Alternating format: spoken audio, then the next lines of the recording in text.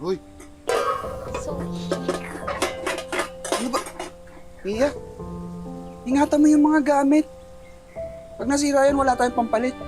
Kasi naman kuya, yung dami mong dinalang gamit dito sa bagong bahay. Sinabi ko na sa'yo, tapo na yung iba. Kagaya nitong sirang sandok na to. Huwag niyang sandok ha. Paborito ni nanay yan, hahanapin niya pa yan. Kuya, Ano? hindi na yan nahanapin ni nanay. Eh kung tayo nga hindi niya na hinahanap, etong sirang sandok pa kaya? Magandang araw! Magandang araw. Pasok. Ay, totoo pala ang chismis. Sige po, pasok po. May bago pala kaming kapitbahay. Sino po kayo? Ako si Mayet. Kapitbahay niyo din. Diyan lang ako nakatira, oh. Ako po si Lester. Kapatid ko po si Pia. Welcome po sa bahay namin. Ay, napakadami niyong kaldero, no? Magtatayo kayo dito ng karinderya? Ay, hindi ho sa amin po. Kayo lang bang dalawa? Nasaan yung mga magulang niyo? Wala ba kayong nanay?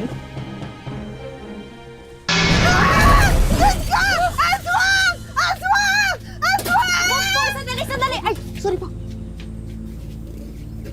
Aling Mayet, hindi po aswang yan. Nanay po namin yan.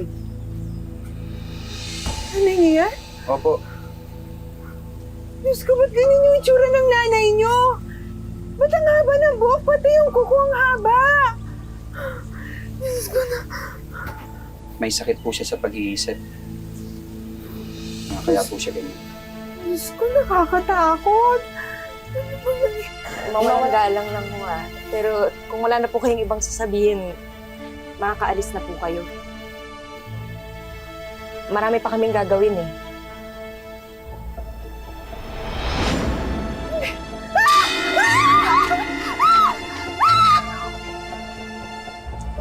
May pasok na ho.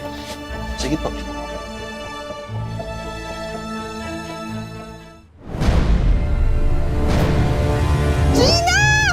Gina, yung mga manok! Kuya! Kuya! Yung mga alaga natin nagkakamatay!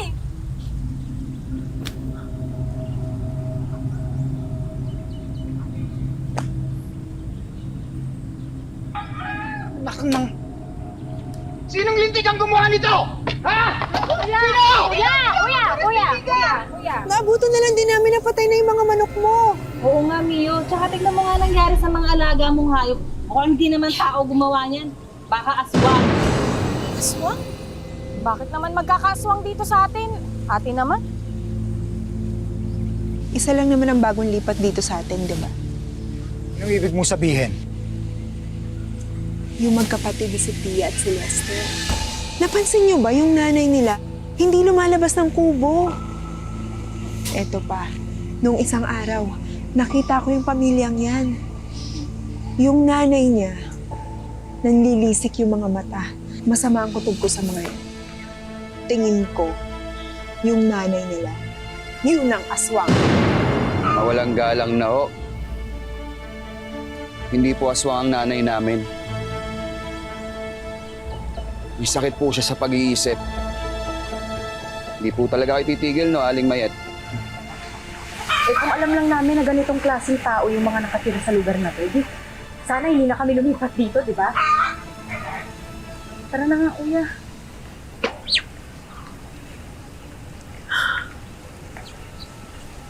Gusto na nga ngayon. Makachismosa mo rin kasi. Ay, hindi ako chismosa, Gina. Nag-iingat lang ako. Dahil iba talaga ang kutob ko sa magkapatid na yan. Mag-iimbestiga ako at papatunayan ko sa inyo. Yung nanay ng dalawang yan, yun ang aswang.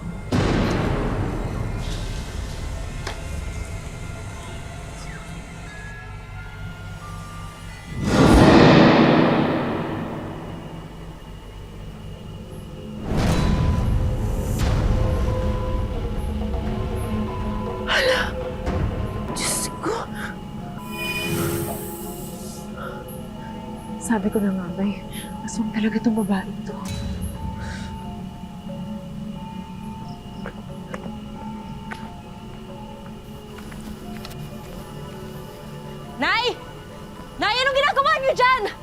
Bumaba na po kayo dyan!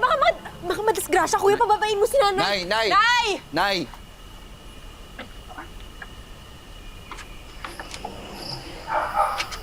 Nay.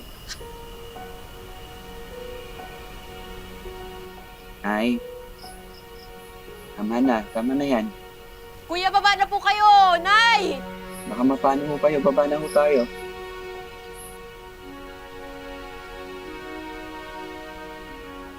Isang subo na lang, Nay. Kailangan niyo kumain.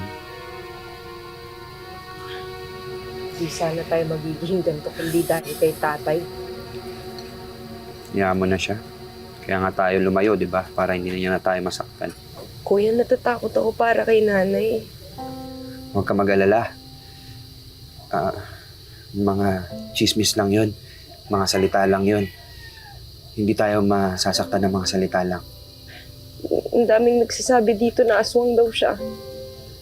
Kung alam lang nila kung sino yung tunay na umaswang sa atin. 99, 100. Nay, bakit po kailangang 100 beses sinusuklayan ng buhok? Ang dami naman. Siyempre, para makintab at matibay ang tubo nito. Tsaka, para mas madaling humaba. Kaya nga gustong-gusto ko na nga po itong humaba kasi di ba mas maganda sa babae yung mahabang buhok. Kaya nga dapat, lagi kang nagpasuklay kay nanay. Yeah! Nay, ito na po yung mga pinamili niyo. Kumusta po? Huwag niyo na ho itago. Nakita ko na eh. Nay, sinaktan na naman kayo ni tatay, no? Patingin nga. Hindi, wala. Pati sa mukha.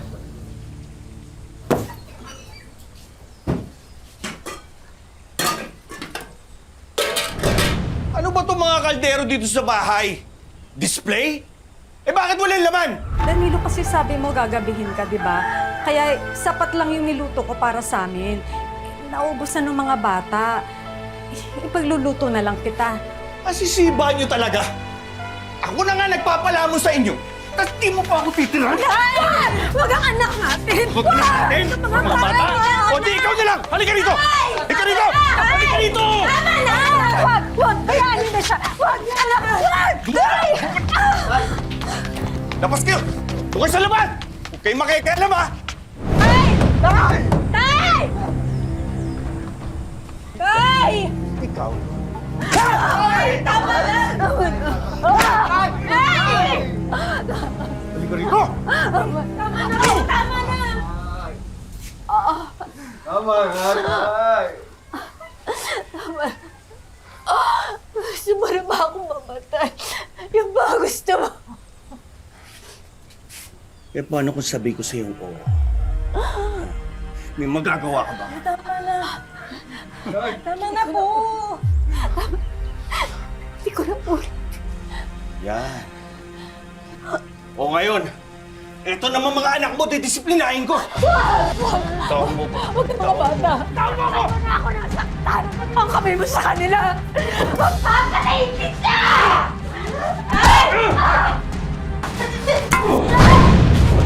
Makibukas ka mo, tay! Oh! Samahan nyo na rin nyo! Mag-banding kayo!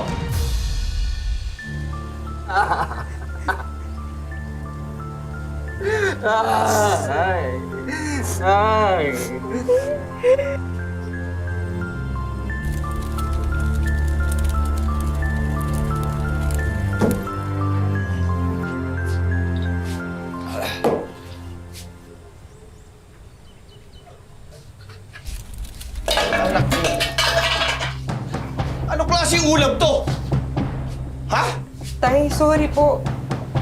Tulala po kasi si nanay mula kagabi kaya kami na lang po nagluto ni kuya.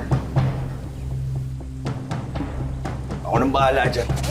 Tama na tayo, tama na. Malinaw yung ginagawa niyo eh. Tatay ka. Dapat inaalagaan mo kami. Pero imbis na magpakatatay ka, pinapatay mo kami. Nalaman ka na? Ha? Nalaman ka? Nalaman ka? Ha? Matapang ka? Kaya mo na ba ako? Ha? Ha? Matigas ka na? Ha? Oo! Kasalanan mo to! Manang-mana sa'yo mga anak mo! Ay! Tama na po! Nay! Huwag kang makialam! Tang! Ito nakikailan ka ba? Ha? Ha? Ha? Ha? Nay! Nay! Halika na, Nay! Tara na!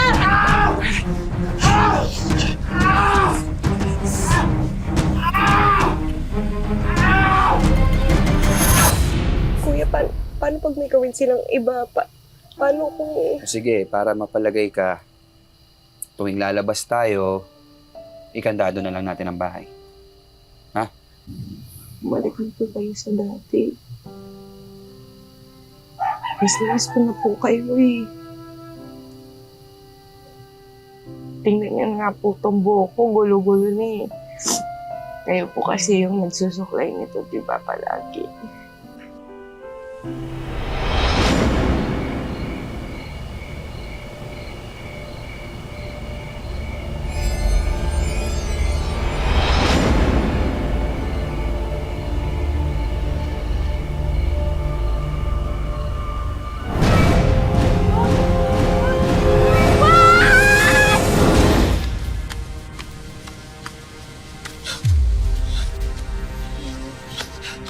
Gina?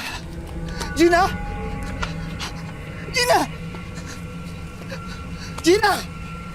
Ano nangyari? Sino gumawa nito? Sino gumawa nito sa kapatid ko? Sino pumatay sa'yo, Gina? Mayet, Patayin ko pumatay sa'yo! mukhang tama yung sinabi mong aswang nga ah. Parang may aswang nga dito sa atin.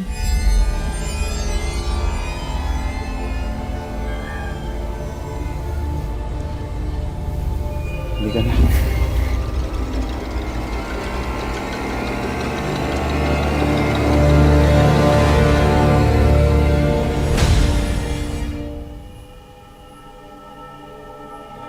May tao ba dyan? Hindi ako natatakot sa'yo. Subukan mo lumapit, kundi papatayin kita!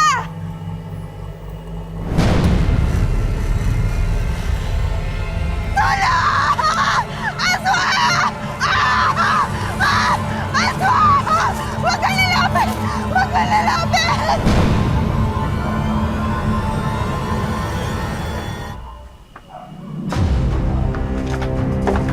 Nay! Kuya! Kuya, wala si nanay! Tira ang kandado. Nakatakas ang nanay na.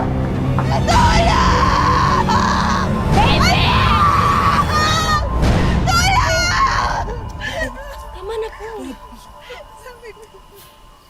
Sabi ko na nga ba, aswang yan nanay niyo! Kayo ang mga salot dito! Hindi naman po yan totoo, Aling Mayit. Pasensya na po talaga. Hindi po kasi alam ng nanay namin yung ginagawa niya. Pasensya na po. Baby! Nanay, tama na. Aswang! Tulong, aswang!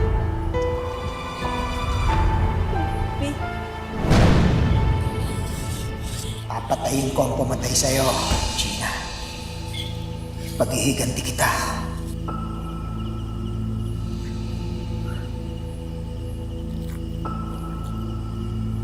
Mio! Mio! Mio, tulungan mo ako! Inatake ako ng aswang yung matanda si Imelda! Ano? Sinasabi ko na nga ba eh, aswang yung nanay ng mga batang yon! Kundi ako nakatakas, Mio, pinatay niya na rin ako katulad ng ginawa niya kay Gina. Nasaan ang aswang na yan? Nasaan ang aswang na yan?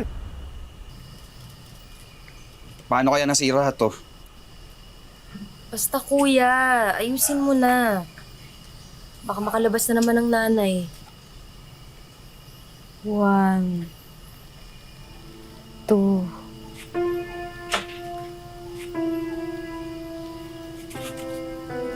3, 4, 5.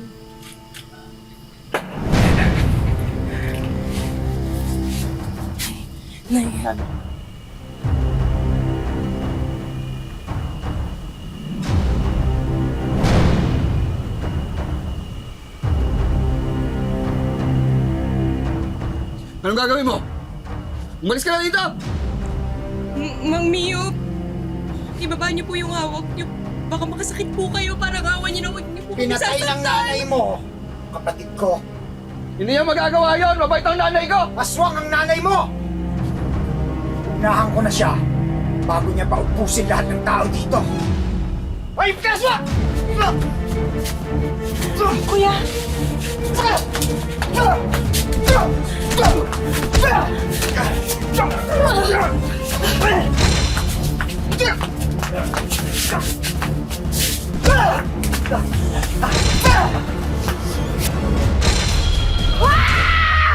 Hindi mo na masasaktan ang anak ko! Tama na, Danilo! Danilo, tama na! Aswang!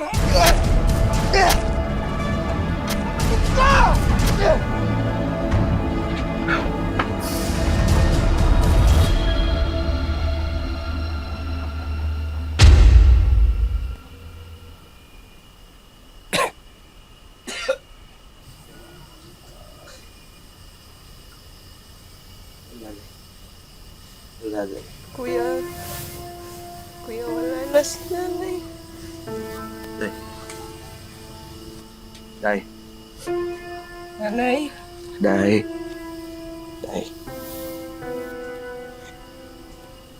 Day. Day, 1, 2.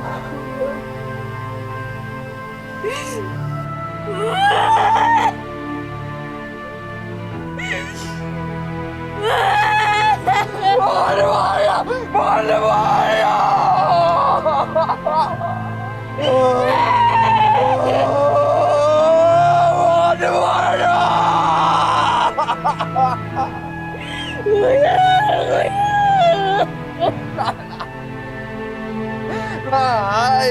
Nay!